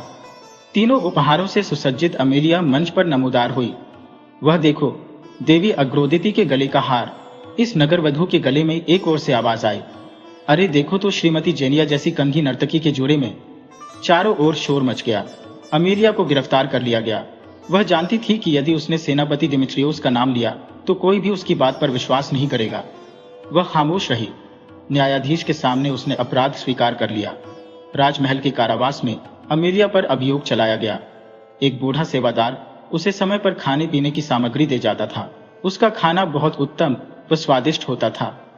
कारावास में उसके सुख सुविधा का पूरा ख्याल रखा जाता था। बूढ़ा सेवादार उसके पास घंटों तक बैठकर बातें करता रहता था। एक दिन उसने अमेलिया से पूछा, तुमने ये चोरियां क्यों की बेटी? वह बोली, बाबा, चोरी मैंने नहीं की, मगर इन चोरियों का कारण मैं ही हूं। ये क्या कह रही हो बेटी? ऐसा कैसे हो सकता है? फिर तुम कारावास क्यों झेल रही हो? तुमने अपराध स्वीकार क्यों किया? वह बोली, एक राज सीने में दफन है। यदि राज को राज रखने का भरोसा देते हो तो बता सकती हो। बुजुर्ग सेवक ने भरोसा देने का वायदा किया। अमेलिया ने बेहद शांति से सारा वृत्तांत खोलकर बता दिया। अंत में वह बोली, बाबा, औरत चाहे कितनी भी निर्लज क्यों ना हो, अपनी ओर से प्रणय निवेदन कभी नहीं करती, मगर मैंने 3 बार ऐसा किया। सेनापति ने हर बार मेरा मान मर्दन किया। मेरे अंदर का नारी दर्प आहत हो गया और मैंने सेनापति को उसके ऊंचे ओहदे एवं प्रतिष्ठा से गिराना चाहा। काफी हद तक मैं सफल भी हुई, मगर बेटी, वह एक सच्चा शूरवीर और राष्ट्रभक्त है। राष्ट्र की सुरक्षा एवं प्रतिष्ठा के सामने एक आदमी के मान अपमान का कोई महत्व नहीं होता। तुम ये क्यों भूल गई? बूढ़े ने कहा, कुछ मत पूछिए बाबा, बदले की आग तथा अपमान ने मेरा विवेक ही जला डाला।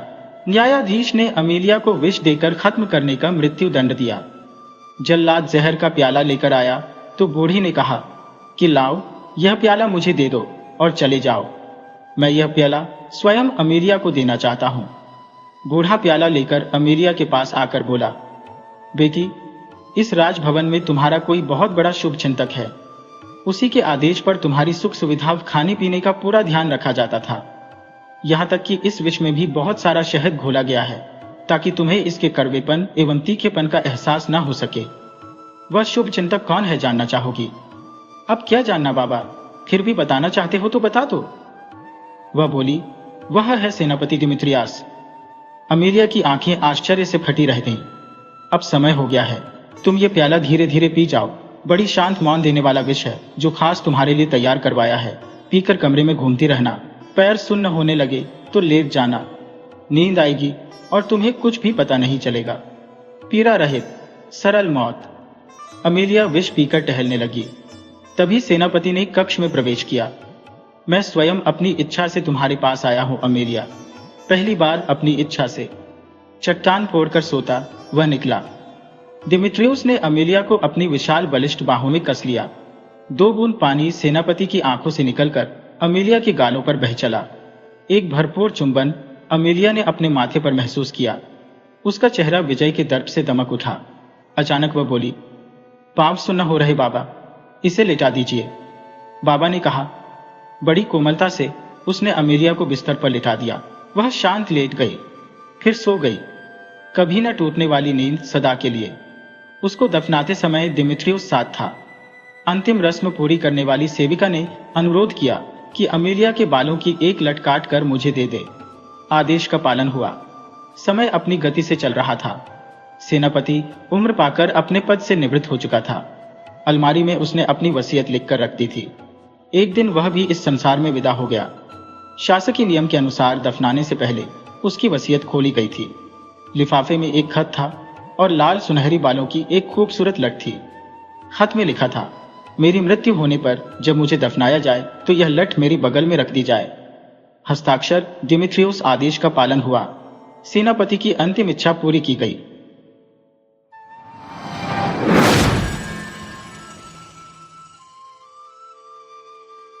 एक बार देवलोक की परम सुंदरी अप्सरा उर्वशी अपनी सखियों के साथ कुबेर के भवन से लौट रही थी। मार्ग में केशी दैत्य ने उन्हें देख लिया और तब उसे उसकी सखी चित्रलेखा सहित वह बीच रास्ते से ही पकड़कर ले गया। यह देखकर दूसरी अप्सराएं सहायता के लिए पुकारने लगी, आर्यों, जो कोई भी देवताओं का मित्र हो और आकाश में आ जा सके वह आकर हमारी रक्षा करें।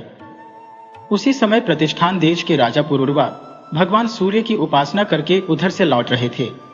उन्होंने यह करुण पुकार सुनी तो तुरंत अप्सराओं के पास जा पहुंचे।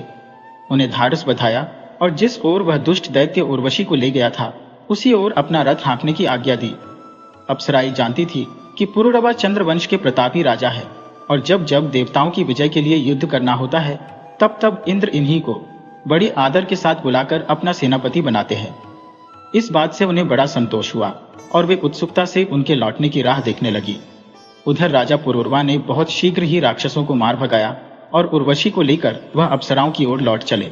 रास्ते में जब उर्वशी को होश आया और उसे पता लगा कि वह राक्षसों की कैद से छूट गई है तो वह समझी कि यह काम इंद्र का है। परंतु चित्रलेखा ने उसे बताया कि वह राजा पुरुरवा की कृपा से मुक्त हुई है। यह सुनकर उर्वशी ने सहसा राजा की ओर देखा। उसका मन पुलक उठा। राजा भी इस अनोखे रूप को देखकर मन ही मन उसे सराहने लगे।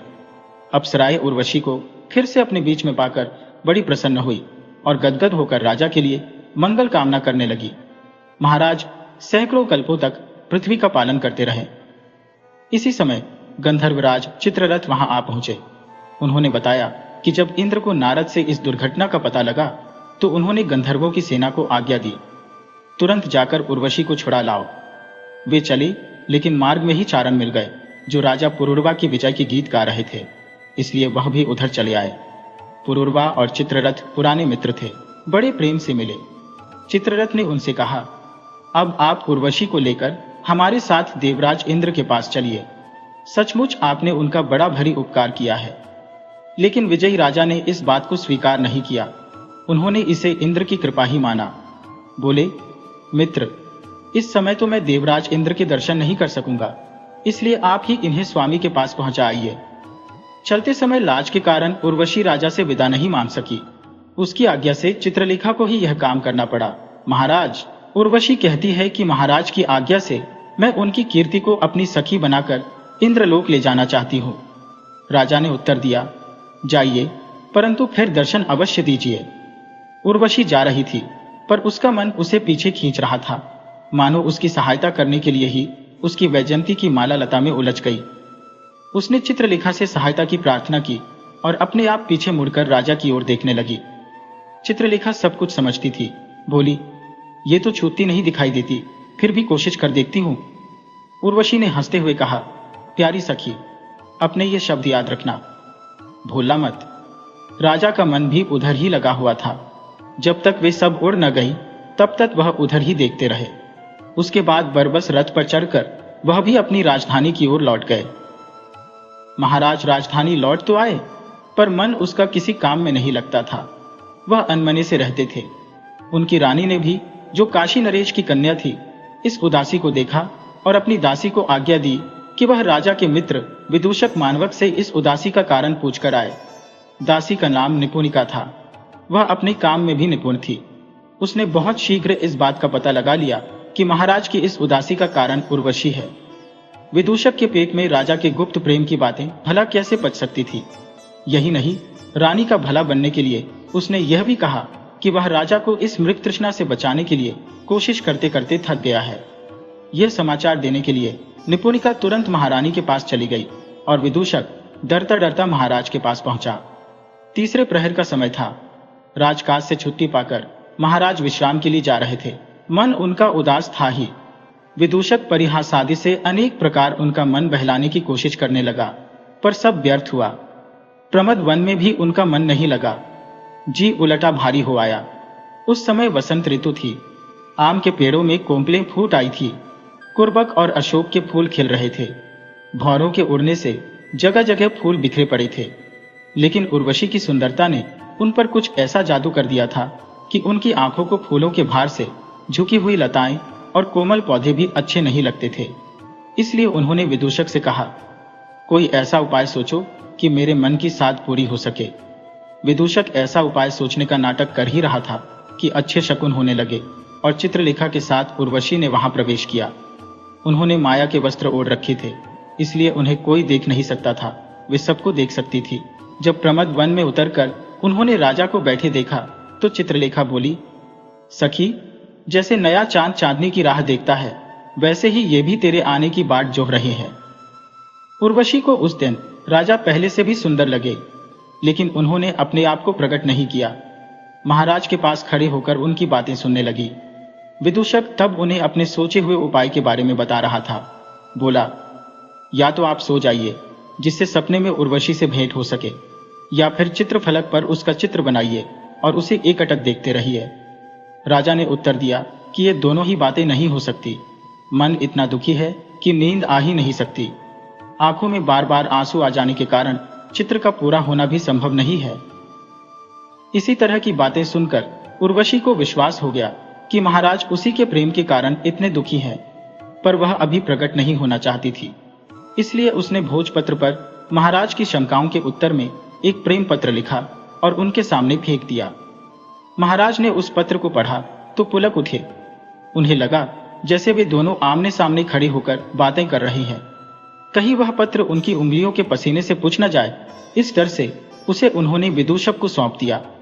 उर्वशी को यह सब देख सुनकर बड़ा संतोष हुआ, पर वह अब भी सामने आने में झिझक रही थी। इसलिए पहले उसने चित्रलेखा को भेजा, पर जब महाराज के मुंह से उसने सुना कि दोनों ओर प्रेम एक जैसा ही बड़ा हुआ है, तो वह भी प्रकट हो गई। आगे बढ़कर उसने महाराज का जय जयकार किया। महाराज उर्वशी को देखकर बड़े प्रसन्न हुए, लेकिन अभी वे दो बातें भी नहीं कर पाए थे कि उन्होंने एक देवदूत का स्वर सुना। वह कह रहा था, चित्रलेखा, उर्वशी को शीघ्र ले आओ। भरत मुनि ने तुम लोगों को 8 रसों से पूर्ण जिस नाटक की शिक्षा दे रखी है, उसी का सुंदर अभिनय देवराज इंद्र और लोकपाल देखना चाहते हैं। यह सुनकर चित्रलेखा ने उर्वशी से कहा, तुमने देवदूत के वचन सुने, अब महाराज से विदा लो। लेकिन उर्वशी इतनी दुखी हो रही थी कि बोल ना सकी। चित्रलेखा ने उसकी ओर से निवेदन किया, महाराज, उर्वशी प्रार्थना करती है कि मैं पराधीन हूं, जाने के लिए महाराज की आज्ञा चाहती हो, जिससे देवताओं का अपराध करने से बच सकूं। महाराज भी दुखी हो रहे थे, बड़ी कठिनता से बोल सके, भला मैं आपके स्वामी की आज्ञा का कैसे विरोध कर सकता हूं, लेकिन मुझे भूलिएगा नहीं। महाराज की ओर बार बार देखती हुई उर्वशी अपनी सखी के साथ वहां से चली गई। उसके जाने के बाद विदूषक को पता लगा कि महाराज ने उसे उर्वशी का जो पत्र रखने को दिया था वह कहीं उड़ गया है। वह डरने लगा कि कहीं महाराज उसे मान न बैठे। यही हुआ भी। पत्र न पाकर महाराज बड़ी क्रुद्ध हुए और तुरंत उसे ढूंढने की आज्ञा दी। यही नहीं, वह स्वयं भी उसे ढूंढने लगे। इसी समय महारानी अपनी दासियों के साथ उधर ही आ रही थी। उन्हें उर्वशी के प्रेम का पता लग गया था। वह अपने कानों से महाराज की बातें सुनकर इस बात की सच्चाई को परखना चाहती थी। मार्ग में आते समय उन्हें उर्वशी का वही पत्र उड़ता हुआ मिल गया। उसे पढ़ने पर सब बातें उनकी समझ में आ गई। उस पत्र को लेकर जब वह महाराज के पास पहुंची तो वे दोनों बड़ी व्यग्रता से उसे खोज रहे थे। महाराज कह रहे थे कि मैं तो सब प्रकार से लौट गया। यह सुनकर महारानी एकाएक आगे बढ़ी और बोली, आर्यपुत्र, घबराइए नहीं, वह भोजपत्र यह रहा। महारानी को और उन्हीं के हाथ में उस पत्र को देखकर महाराज और भी घबरा उठे, लेकिन किसी तरह अपने को संभाल कर उन्होंने महारानी का स्वागत किया और कहा, मैं इसे नहीं खोज रहा था देवी, मुझे तो किसी और ही वस्तु की तलाश थी। विदूषक ने भी अपने विनोद से उन्हें प्रसन्न करने का प्रयत्न किया, लेकिन वह क्यों मानने वाली थी। बोली, मैं ऐसे समय में आपके काम में बाधा डालने आ गई। मैंने अपराध किया, लीजिए मैं चली जाती हूँ। और वह गुस्से में भरकर लौट चली। महाराज पीछे पीछे मनाने के लिए दौड़े, पैर तक पकड़े, पर महारानी इतनी भोली नहीं थी कि महाराज की इन चिकनी चुपड़ी बातों में आ जाती। लेकिन पतिव्रता होने के कारण उन्होंने कोई कड़ा बर्ताव भी नहीं किया। ऐसा करती तो पछताना पड़ता। बस वह चली गई। महाराज भी अधीर होकर स्नान भोजन के लिए चले गए। वह महारानी को अब भी पहले के समान ही प्यार करते, लेकिन जब वह हाथ पैर जोड़ने पर भी नहीं मानी तो वह भी क्रुद्ध हो उठे। देवसभा में भरत मुनि ने लक्ष्मी स्वयंवर नाम का जो नाटक खेला था, उसके गीत स्वयं सरस्वती देवी ने बनाए थे। उसमें रसों का परिपाक इतना सुंदर हुआ था कि देखते समय पूरी की पूरी सभा मग्न हो उठती थी। लेकिन उस नाटक में उर्वशी ने बोलने में एक बड़ी भूल कर दी। जिस समय वारुणी बनी हुई मेनका ने लक्ष्मी बनी हुई उर्वशी से पूछा, सखी, यहाँ पर तीनों लोक के एक से एक सुंदर पुरुष, लोकपाल और स्वयं विष्णु भगवान आए हुए हैं, इनमें तुम्हें कौन सबसे अधिक अच्छा लगता है? उस समय उसे कहना चाहिए था पुरुषोत्तम, पर उसके मुंह से निकल गया पुरुष। इस पर भरत मुनि ने उसे शाप दिया, तूने मेरे सिखाए पाठ के अनुसार काम नहीं किया है, इसलिए तुझे यह दंड दिया जाता है कि तू स्वर्ग में नहीं रहने पाएगी। लेकिन नाटक के समाप्त हो जाने पर जब उर्वशी लज्जा से सिर नीचा किए खड़ी थी तो सबके मन की बात जानने वाले इंद्र उसके पास गए और बोलो, जिसे तुम प्रेम करती हो वह राजर्षि रणक्षेत्र में सदा मेरी सहायता करने वाला है। कुछ उसका प्रिय भी करना ही चाहिए, इसलिए जब तक वह तुम्हारी संतान का मुंह न देखे तब तक तुम उसके साथ रह सकती हो। इधर काशीराज की कन्या महारानी ने मान छोड़कर एक व्रत करना शुरू किया और उसे सफल करने के लिए महाराज को बुला भेजा। कंचुकी यह संदेश लेकर जब महाराज के पास पहुंचा तो संध्या हो चली थी। राजद्वार बड़ा सुहावना लग रहा था। नींद में अलसाए हुए मोर ऐसे लगते थे जैसे किसी कुशल मूर्तिकार ने उन्हें पत्थर में अंकित कर दिया हो। जगह जगह संध्या के पूजन की तैयारी हो रही थी। दीप सजाए जा रहे थे। अनेक दासियां दीपक लिए महाराज के चारों ओर चली आ रही थी। इसी समय कंचुकी ने आगे बढ़कर महाराज की जय जयकार की ओर कहा, देवी निवेदन करती है कि चंद्रमा मणिहर में भवन से अच्छी तरह दिखाई देगा, इसलिए मेरी इच्छा है कि महाराज के साथ मैं वहीं से चंद्रमा और रोहिणी का मिलन देखूं। महाराज ने उत्तर दिया, देवी से कहना कि जो वह कहेगी वह मैं करूंगा। यह कहकर वह विदूषक के साथ मणिहर में भवन की ओर चल पड़े। चंद्रमा उदय हो रहा था। उसे प्रणाम करके वे वहीं बैठ गए और उर्वशी के बारे में बातें करने लगे। उसी समय माया के वस्त्र ओढ़े उर्वशी भी चित्रलेखा के साथ उसी भवन की छत पर उतरी और उनकी बातें सुनने लगी। लेकिन जब वह प्रकट होने का विचार कर रही थी तभी महारानी के आने की सूचना मिली। वह पूजा की सामग्री ली और व्रत को वेशभूषा में अति सुंदर लग रही थी। महाराज ने सोचा कि उस दिन मेरे मनाने पर भी जो रूठ कर चली गई थी उसी का पछतावा महारानी को ही रहा है। व्रत के बहाने यह मान छोड़कर मुझ पर प्रसन्न हो गई है। महारानी ने आगे बढ़कर महाराज की जय जयकार की और कहा, मैं आर्यपुत्र को साथ लेकर एक विशेष व्रत करना चाहती हूँ, इसलिए प्रार्थना है कि आप मेरे लिए कुछ देर कष्ट सहने की कृपा करें। महाराज ने उत्तर में ऐसे प्रिय वचन कहे कि जिन्हें सुनकर महारानी मुस्कुरा उठी। उन्होंने सबसे पहले गंध फलादि से चंद्रमा की किरणों की पूजा की, फिर पूजा के लड्डू विदूषक को देकर महाराज की पूजा की। उसके बाद बाली, आज मैं रोहिणी और चंद्रमा को साक्षी करके आर्यपुत्र को प्रसन्न कर रही हूँ। आज से आर्यपुत्र जिस किसी स्त्री की इच्छा करेंगे और जो भी स्त्री आर्यपुत्र की पत्नी बनना चाहेगी, उसके साथ मैं सदा प्रेम करूंगी। यह सुनकर उर्वशी को बड़ा संतोष हुआ। महाराज बोले, देवी, मुझे किसी दूसरे को दे दो या अपना दास बनाकर रखो, पर तुम मुझे जो दूर समझ बैठी हो वह ठीक नहीं है। महारानी ने उत्तर दिया, दूर हो या ना हो, पर मैंने व्रत करने का निश्चय किया था, वह पूरा हो चुका है। यह कहकर वह दास दासियों के साथ वहां से चली गई। महाराज ने रोकना चाहा, पर व्रत के कारण वह रुकी नहीं। उनके जाने के बाद महाराज फिर उर्वशी की याद करने लगे। उदार हृदय पतिव्रता महारानी की कृपा से अब उनके मिलने में जो रुकावट थी वह भी दूर हो चुकी थी। उर्वशी ने, जो अब तक सब कुछ देख सुन रही थी, इस सुंदर अवसर से लाभ उठाया और वह प्रकट हो गई। उसने चुपचाप पीछे से आकर महाराज की आंखें मींच ली। महाराज ने उसको तुरंत पहचान लिया और अपने ही आसन पर बैठा लिया। तब उर्वशी ने अपनी सखी से कहा, सखी, देवी ने महाराज को मुझे दे दिया है, इसलिए मैं इनकी विवाहिता स्त्री के समान ही इनके पास बैठी हूं। तुम मुझे दुराचारिणी मत समझ बैठना। चित्रलेखा ने भी महाराज से अपनी सखी की भली प्रकार देखभाल करने की प्रार्थना की, जिससे वह स्वर्ग जाने के लिए घबरा न उठे। फिर सबसे मिल भेंट कर वह स्वर्ग लौट गई। इस प्रकार महाराज का मनोरथ पूरा हुआ। खुशी खुशी वह भी विदूषक और उर्वशी के साथ वहां से अपने महल की ओर चले गए। उर्वशी के आने के बाद महाराज पुरूरवा ने राजकाज मंत्रियों को सौंप दिया और स्वयं गंधमादन पर्वत पर चले गए। उर्वशी साथ ही थी। वहां वे बहुत दिन तक आनंद मनाते रहे। एक दिन उर्वशी मंदाकिनी के तट पर बालों के पहाड़ बना बनाकर खेल रही थी कि अचानक उसने देखा महाराज एक विद्याधर की परम सुंदर बेटी की ओर एकटक देख रहे हैं। बस वह इसी बात पर रूठ गई, और रूठी भी ऐसी कि महाराज के बार बार मनाने पर भी नहीं मानी। उन्हें छोड़कर चली गई। वहां से चलकर वह कुमार वन में आई। इस वन में स्त्रियों को आने की आज्ञा नहीं थी। ब्रह्मचर्य का व्रत लेकर भगवान कार्तिकेय यहाँ रहते थे। उन्होंने यह नियम बना दिया था कि जो भी स्त्री यहाँ आएगी वह लता बन जाएगी। इसलिए जैसे ही उर्वशी ने उस वन में प्रवेश किया, वह लता बन गई। इधर महाराज उसके वियोग में पागल ही हो गए और अपने मन की व्यथा प्रकट करते हुए इधर उधर घूमने लगे। कभी वह समझते कि कोई राक्षस उर्वशी को उठाए लिए जा रहा है, बस वह उसे ललकारते, लेकिन तभी उन्हें पता लगता कि जिसे वह राक्षस समझ बैठे थे कि वह तो पानी से भरा हुआ बादल है। उन्होंने इंद्रधनुष को गलती से राक्षस का धनुष समझ लिया है। ये बाण नहीं बरस रही है, ये बूंदें टपक रही है, और वह जो कसौटी पर सोने की रेखा के समान चमक रही है, वह भी उर्वशी नहीं है, बिजली है। कभी सोचते, कहीं क्रोध में आकर वह अपने दैवी प्रभाव से छिप तो नहीं गई। कभी हरी घास पर पड़ी हुई वीर बहुतियों को देखकर यह समझते कि ये उसके ओठों के रंग से लाल हुए आंसुओं की बूंदें हैं। अवश्य वह इधर से ही गई है। कभी वह मोर को देखकर उससे उर्वशी का पता पूछते, अरे मोर, मैं तुमसे प्रार्थना करता हूं कि अगर घूमते फिरते तुमने मेरी पत्नी को देखा हो तो मुझे बता दो। लेकिन मोर उत्तर न देकर नाचने लगता। महाराज उसके पास से हटकर कोयल के पास जाते।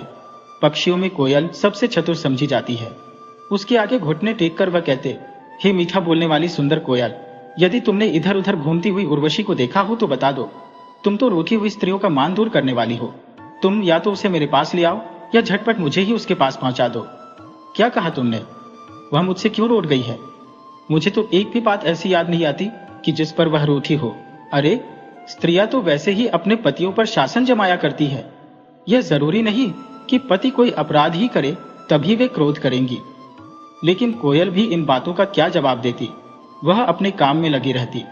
दूसरे का दुख लोग कम समझते हैं। राजा कहते, अच्छा बैठी रहो सुख से, हम ही यहां से चले जाते हैं। फिर सहसा उन्हें दक्षिण की ओर बिच्छुओं की सी झनझन सुनाई देती। लेकिन पता लगता वह तो राजहंसों की कूक है, जो बादलों की अंधियारी देखकर मानस सरोवर जाने को उतावले हो रहे हैं। वह उनके पास जाकर कहते, तुम मानस सरोवर बाद में जाना। ये जो तुमने कमललाल संभाली है, इन्हें भी अभी छोड़ दो। पहले तुम मुझे उर्वशी का समाचार बताओ। सज्जन लोग अपने मित्रों की सहायता करना अपने स्वार्थ से बढ़कर अच्छा समझते हैं। हे हंस, तुम तो ऐसे ही चलते हो जैसे उर्वशी चलती है। तुमने उसकी चाल कहां से चुराई? अरे, तुम तो उड़ गए। हंसकर, तुम समझ गए कि मैं चोरों को दंड देने वाला राजा हूं? अच्छा चलो, कहीं और खोजूं। फिर वह चकवे के पास जा पहुंचते, उससे वही प्रश्न करते, लेकिन उन्हें लगता जैसे चकवा उनसे पूछ रहा है, तुम कौन हो?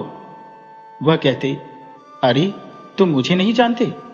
सूर्य मेरे नाना और चंद्रमा मेरे दादा है। उर्वशी और धरती ने अपने आप मुझे अपना स्वामी बनाया है। मैं वही पुरुरवा हूं। लेकिन चकवा भी चुप रहता। महाराज वहां से हटकर कमल पर मंडराते हुए भौरों से पूछने लगते, पर वे भी क्या जवाब देते। फिर उन्हें हाथी दिखाई दे जाता। उसके पास जाकर वह पूछते, हे मत वाले हाथी, तुम दूर तक देख सकते हो? क्या तुमने सदा जवान रहने वाली उर्वशी को देखा है? तुम मेरे समान बलवान हो।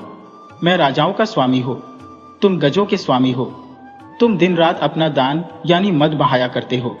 मेरे यहां भी दिन रात दान दिया जाता है। तुमसे मुझे बड़ा स्नेह हो गया है। अच्छा, सुखी रहो, हम तो जा रहे हैं। और फिर उनको दिखाई दे जाता एक सुहावना पर्वत। उसी से पूछने लगते, हे पर्वतों के स्वामी, क्या तुमने मुझसे बिछुड़ी हुई सुंदरी उर्वशी को कहीं इस वन में देखा है? उन्हें ऐसा लगता जैसे पर्वतराज ने कुछ उत्तर दिया है। उन्हें खुशी होती, पर तभी मालूम होता कि वह पर्वतराज का उत्तर नहीं था, बल्कि पहाड़ की गुफा से टकराकर निकलने वाली उन्हीं के शब्दों की गूंज थी।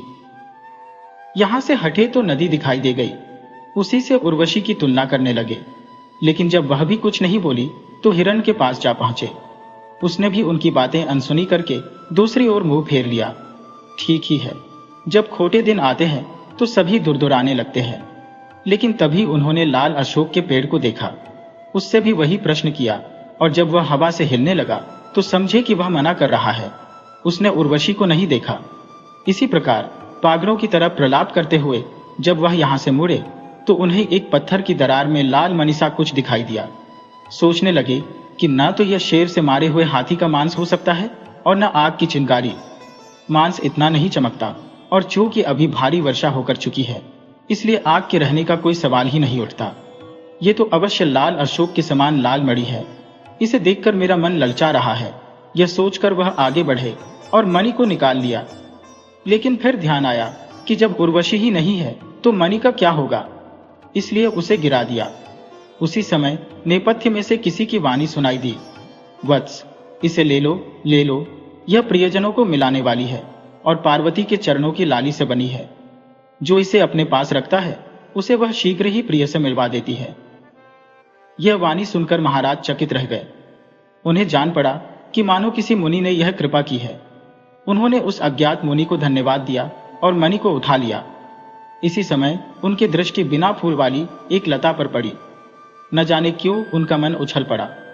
उन्हें सुख मिला। वह उन्हें उर्वशी के समान दिखाई पड़ी, और जैसे ही उन्होंने उसे छुआ, उर्वशी सचमुच वहां आ गई, पर उनकी आंखें बंद थी। उसी तरह कुछ देर बोलते रहे। जब आंखें खोली और उर्वशी को देखा तो वह मुंह छरछित होकर गिर पड़े। उर्वशी भी रोने लगी और उन्हें धीरज बंधाने लगी। कुछ देर बाद महाराज की मूर्छा दूर हुई तो उन्हें कार्तिकेय के श्राप के कारण उर्वशी के लता बन जाने के रहस्य का पता लगा। यह भी पता लगा कि पार्वती के चरणों की लाली से पैदा होने वाली मणि से ही इसे श्राप से मुक्ति मिली है। उर्वशी उनसे बार बार क्षमा मांगने लगी। मुझे क्षमा कर दीजिए, क्योंकि मैंने ही क्रोध करके आपको इतना कष्ट पहुंचाया। महाराज बोले, कल्याणी, तुम क्षमा क्यों मांगती हो? तुम्हें देखते ही मेरी आत्मा तक प्रसन्न हो गई है। और फिर उन्होंने उसे वह मणि दिखाई जिसके कारण उसका श्राप दूर हो गया था। उर्वशी ने उस मणि को सिर पर धारण किया तो उसके प्रकाश में उसका मुख अरुण किरणों से चमकते हुए कमल के समान सुहावना लगने लगा। इसी समय उर्वशी ने याद दिलाया, हे प्रिय बोलने वाले, आप बहुत दिनों से प्रतिष्ठानपुरी से बाहर हैं। आपकी प्रजा इसके लिए मुझे कोस रही होगी, इसलिए आइए अब लौट चलें। महाराज ने उत्तर दिया, जैसा तुम चाहो, और लौट पड़े। नंदन वन आदि देवताओं के वनों में घूमकर महाराज पुरुरवा फिर अपने नगर में लौट आए। नागरिकों ने उनका खूब स्वागत सत्कार किया और वह प्रसन्न होकर राज करने लगे। संतान को छोड़कर उन्हें अब और किसी बात की कमी नहीं थी। उन्हीं दिनों एक दिन एक सेवक महारानी के माथे की मणितार की पिटारी में रखे ला रहा था कि इतने में एक गिद्ध झपटा और उसे मांस का टुकड़ा समझकर उठाकर उड़ गया। यह समाचार पाकर महाराज आसन छोड़कर दौड़ पड़े। पक्षी अभी दिखाई दे रहा था। उन्होंने अपना धनुष बाण लाने की आज्ञा दी, लेकिन जब तक धनुष आया तब तक वह पक्षी बाण की पहुंच से बाहर निकल चुका था और ऐसा लगने लगा था मानो रात के समय घने बादलों के दल के साथ मंगल तारा चमक रहा हो। यह देखकर महाराज ने नगर में यह घोषणा करवाने की आज्ञा दी कि जब यह चोर पक्षी संध्या को अपने घोंसले में पहुंचे तो इसकी खोज की जाए। ये वही मणि थी जिसके कारण उर्वशी और महाराज का मिलन हुआ था, इसलिए महाराज उसका विशेष आदर करते थे। वह यह बात विदूषक को बता ही रहे थे कि कंचुकी ने आकर महाराज की जय जयकार की। उसने कहा, आपके क्रोध ने बाण बनकर इस पक्षी को मार डाला और इस मणि के साथ यह धरती पर गिर पड़ा। महाराज ने उस मणि को आग में शुद्ध करके पेटी में रखने की आज्ञा दी और यह जानने के लिए कि बाण किसका है उस पर अंकित नाम पढ़ने लगे। पढ़कर वह सोच में पड़ गए। उस पर लिखा हुआ था, यह बाण पुरुरवा और उर्वशी के धनुर्धारी पुत्र का है। उसका नाम आयु है और वह शत्रुओं के प्राण खींचने वाला है। विदूषक यह सुनकर बड़ा प्रसन्न हुआ। उसने महाराज को बधाई दी, पर वह तो कुछ समझ ही नहीं पा रहे थे। यह पुत्र कैसे पैदा हुआ वह तो कुछ जानते ही नहीं। शायद उर्वशी ने दैवी शक्ति से इस बात को छिपा रखा हो, पर उसने पुत्र को क्यों छिपा रखा? वह इसी उधेड़बुन में थे कि च्यवन ऋषि के आश्रम से एक कुमार को लिए किसी तपस्विनी के आने का समाचार मिला। महाराज ने उन्हें वहीं बुला भेजा और कुमार को देखते ही उनकी आंखें भर आईं। हृदय में प्रेम उमड़ पड़ा और उनका मन करने लगा कि उसे कसकर छाती से लगा ले, पर ऊपर से वह शांत ही बने रहे। उन्होंने तापसी को प्रणाम किया। आशीर्वाद देकर तापसी ने कुमार से कहा, बेटा, अपने पिताजी को प्रणाम करो। कुमार ने ऐसा ही किया। महाराज ने उसे गदगद होकर आशीर्वाद दिया और तब तापसी बोली, महाराज, जब यह पुत्र पैदा हुआ तभी कुछ सोचकर उर्वशी इसे मेरे पास छोड़ आई थी। क्षत्रिय कुमार की जितने संस्कार होते हैं वे सब भगवान च्यवन ने करा दिए हैं। विद्याधन के बाद धनुष चलाना भी सिखा दिया गया है, लेकिन आज जब यह फूल और समिधादि लाने के लिए ऋषि कुमारों के साथ जा रहा था तो इसने आश्रम के नियमों के विरुद्ध काम कर डाला। विदूषक ने घबराकर पूछा, क्या कर डाला? तापसी बोली, एक गिद्ध मांस का टुकड़ा लिए हुए पेड़ पर बैठा था, उस पर लक्ष्य बांधकर इसने बाण चला दिया। जब भगवान च्यवन ने यह सुना तो उन्होंने उर्वशी की यह धरोहर उसे सौंप आने की आज्ञा दी, इसलिए मैं उर्वशी से मिलने आई हूं। महाराज ने तुरंत उर्वशी को बुला भेजा और पुत्र को गले से लगाकर प्यार करने लगे। उर्वशी ने आते ही दूर से उसे देखा तो यह सोच में पड़ गई, पर तापसी को उसने पहचान लिया। अब तो वह सब कुछ समझ गई। पिता के कहने पर जब पुत्र ने माता को प्रणाम किया तो उसने पुत्र को छाती से चिपका लिया। तापसी ने उसके स्वामी के सामने उसका पुत्र उसे सौंपते हुए कहा, ठीक से पढ़ लिख कर अब यह कुमार कवच धारण करने योग्य हो गया है, इसलिए तुम्हारे स्वामी के सामने ही तुम्हारी धरोहर तुम्हें सौंप रही हो और अब जाना भी चाहती हो। आश्रम का बहुत सा काम रुका पड़ा है। जाते समय कुमार भी साथ जाने के लिए मचल उठा, पर जब सबने समझाया तो वह आश्रम जैसी सरलता से तापसी से बोला, तो आप बड़े बड़े पंखों वाले मेरे उस मणिकंठक नाम के मोर को भेज देना। वह मेरी गोद में सोकर मेरे हाथों से अपना सिर खुजलाए जाने का आनंद लिया करता था। तापसी हंस पड़ी और ऐसा ही करने का वचन देकर चली गई। महाराज पुत्र पाकर बड़े प्रसन्न हुए, परंतु उर्वशी रोने लगी। यह देखकर महाराज घबरा उठे और इस विषाद का कारण पूछने लगे। उर्वशी बोली, बहुत दिन हुए, आपसे प्रेम करने पर भरत मुनि ने मुझे शाप दिया था। उस शाप से मैं बहुत घबरा गई थी। तब देवराज इंद्र ने मुझे आज्ञा दी थी कि जब हमारे प्यारे मित्र राजर्षि तुमसे उत्पन्न हुए पुत्र का मुंह देख ले तब तुम फिर मेरे पास लौट आना। आपसे बिछोह होने के डर से ही मैं इस कुमार को पैदा होते ही च्यवन ऋषि के आश्रम में पढ़ने लिखाने के बहाने छोड़ आई थी। आज उन्होंने इसे पिता की सेवा करने के योग्य समझकर लौटा दिया है। बस आज तक ही मैं महाराज के साथ रह सकती थी। यह कथा सुनकर सबको बड़ा दुख हुआ। महाराज तो मूर्छित हो गए। जब जागे तो उन्होंने तुरंत ही पुत्र को राज्य सौंपकर तपोवन में जाकर रहने की इच्छा प्रकट की। लेकिन इसी समय नारद मुनि ने वहां प्रवेश किया। आकाश से उतरते हुए पीली जटा वाले, कंधे पर चंद्रमा की कला के समान उजला जनेऊ और गले में मोतियों की माला पहने वह ऐसे लगते थे जैसे सुनहरी शाखा वाला कोई चलता फिरता कल्पवृक्ष चला आ रहा हो। पूजा अभिवादन के बाद उन्होंने कहा कि मैं देवराज इंद्र का संदेशा लेकर आया हूँ। वह अपनी दैवी शक्ति से सबके मन की बातें जानने वाले हैं। उन्होंने जब देखा कि आप वन जाने की तैयारी कर रहे हैं तो उन्होंने कहलाया है। तीनों कालों को जानने वाले मुनियों ने भविष्यवाणी की है कि देवताओं और दानवों में भयंकर युद्ध होने वाला है। युद्ध विद्या में कुशल आप हम लोगों की सदा सहायता करते ही रहे, इसलिए आप शस्त्र न छोड़े। उर्वशी जीवन भर आपके साथ रहेगी। देवराज इंद्र का यह संदेश सुनकर उर्वशी और पुरुरवा दोनों बहुत प्रसन्न हुए।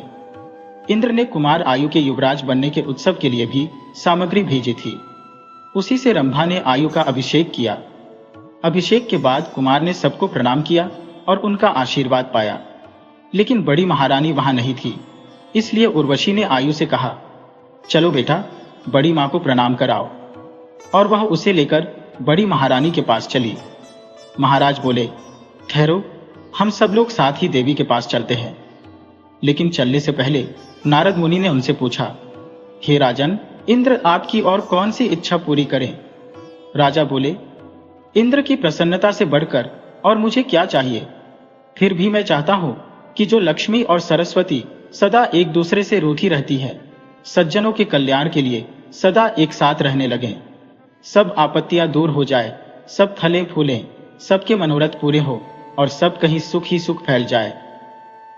पुराने जमाने की बात है। एक राजा था, उसके 7 लड़के थे। 6 का विवाह हो गया था, 7वां अभी कुंवारा था। एक दिन वह महल में बैठा था कि उसे बड़े जोर की प्यास लगी। उसने इधर उधर देखा तो सामने से उसकी छोटी भाभी आती दिखाई दी। उसने कहा, भाभी, मुझे 1 गिलास पानी दे दो। महल में इतने नौकर चाकर होते हुए भी सबसे छोटे राजकुमार की यह हिम्मत कैसे हुई? भाभी मन ही मन खींच उठी। उन्होंने व्यंग्य भरे स्वर में कहा, तुम्हारा इतना ऊंचा दिमाग है तो जाओ, रानी पद्मिनी को ले आओ। राजकुमार ने यह सुना तो उसका पारा एकदम चढ़ गया। बोला, जब तक मैं रानी पद्मिनी को नहीं ले आऊंगा, इस घर का अन्न जल ग्रहण नहीं करूंगा। बात छोटी सी थी, लेकिन उसने उग्र रूप धारण कर लिया। रानी पद्मिनी काले कोसों दूर रहती थी।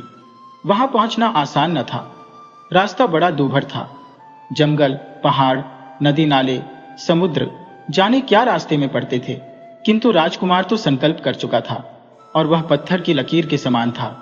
उसने तत्काल वजीर के लड़के को बुलवाया और उसे सारी बात सुनाकर 2 घोड़े तैयार करवाने को कहा। वजीर के लड़के ने उसे बार बार समझाया कि रानी पद्मिनी तक पहुंचना बहुत मुश्किल है, पर राजकुमार अपनी हट पर अड़ा रहा। उसने कहा, चाहे कुछ भी हो जाए, बिना रानी पद्मिनी के मैं इस महल में पैर नहीं रखूंगा। 2 घोड़े तैयार किए गए। रास्ते के खाने पीने के लिए सामान की व्यवस्था की गई और राजकुमार तथा वजीर का लड़का रानी पद्मिनी की खोज में निकल पड़े। उन्होंने पता लगाया तो मालूम हुआ कि रानी पद्मिनी सिंहल द्वीप में रहती है, जहां पहुंचने के लिए सागर पार करना होता है। फिर रानी का महल चारों ओर से राक्षसों से घिरा है। उनकी किलेबंदी को तोड़कर महल में प्रवेश पाना असंभव है। वजीर के लड़के ने एक बार फिर राजकुमार को समझाया कि वह अपनी प्रतिज्ञा को तोड़ दे, अपनी जान को जोखिम में न डाले। किंतु राजकुमार ने कहा, तीर एक बार तरकस से छूट जाता है तो वापस नहीं आता। मैं तो अपने वचन को पूरा करके ही रहूंगा। वजीर का लड़का चुप रह गया। दोनों अपने अपने घोड़ों पर सवार होकर रवाना हो गया। दोपहर को उन्होंने एक अमराई में डेरा डाला, खाना खाया, थोड़ी देर आराम किया, उसके बाद आगे बढ़ गए। चलते चलते दिन ढलने लगा। गोधूली की बेला आई। इसी समय उन्हें सामने एक बहुत बड़ा बाग दिखाई दिया। राजकुमार ने कहा, आज की रात इस बाग में बिताकर कल तड़के आगे चल पड़ेंगे। बाग का फाटक खुला था और वहां कोई चौकीदार या रक्षक नहीं था। वजीर के लड़के ने उधर निगाह डालकर कहा, मुझे तो यहाँ कोई खतरा दिखाई देता है। हम लोग यहाँ न रुककर आगे और कहीं रुकेंगे। राजकुमार हंस पड़ा, बोला, बड़े डरपोक हो तुम। यहाँ क्या खतरा हो सकता है? देखते नहीं कितना हरा भरा सुंदर बाग है। वजीर के लड़के ने कहा, आप माने ना माने, मुझे तो लग रहा है कि यहाँ कोई भेद छिपा है। राजकुमार ने उसकी एक न सुनी और अपने घोड़े को फाटक के अंदर बढ़ा दिया। बेचारा वजीर का लड़का भी उसके पीछे पीछे बाग में घुस गया। जो ही वे अंदर पहुंचे कि बाग का फाटक अपने आप बंद हो गया। राजकुमार और वजीर के लड़के को काटो तो खून नहीं। ये क्या हो गया? वजीर के लड़के ने राजकुमार से कहा, मैंने आपसे कहा था ना कि यहाँ ठहरना मुनासिब नहीं, पर आप नहीं माने। उसका नतीजा देख लिया। राजकुमार ने कहा, वह सब छोड़ो, अब यह सोचो कि हम क्या करें।